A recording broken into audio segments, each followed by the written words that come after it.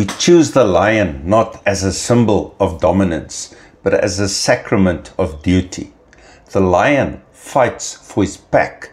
He fights for the survival of his cubs. He is the protector.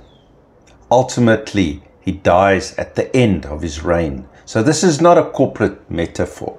This is leadership as martyrdom, but not martyrdom like you've been taught, not the soft, romantic, self-pitying fall of the tragic hero. This is leadership as sacred combustion, as self-offering, intent in flame. We do not clothe the leader in robes of comfort. We clothe the leader in responsibility. It weighs the leader with a burden of growth, not for self, but for others. It tasks the leader with sacrifice, not for glory, but for the dignity of those he leads. So yes, this is martyrdom, but not of the victim. It's martyrdom of the lion, the one who bleeds last, the one who watches the horizon even as the pack sleeps.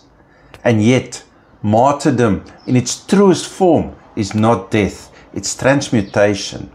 You do not lead to vanish, you lead to become the root they grow from, to become the fire that warms, not the fire that burns, to become the presence they feel, even long after you are gone. So is this death? No. But ask, is my leadership costing me or consuming others? If they grow and you shrink, then yes, that is leadership as martyrdom. And yes, it's true. Knowing this, will you still lead? Will you still sacrifice by giving? Will you still sacrifice by serving? Will you sacrifice by carving yourself into a shelter until there's nothing left but your legacy? So this is the lion as the archetype of intent. The lion leads not for himself, not for applause, not to sit on the throne. The lion leads because they, the pack, the cubs, must live. He also does not go out guilty because guilt belongs to the taker. And he, the lion, is the giver who gives all. He does not go out peacefully because peace belongs to those who flee conflict and confrontation. The lion chooses war for the only reason but to spare others from it. So now, seekers, do you still wish to be the leader? If the answer is yes, then become the lion, not the roaring one, but the bleeding one.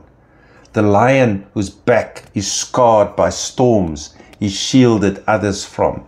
The lions whose eye sees only the cubs, not the crown.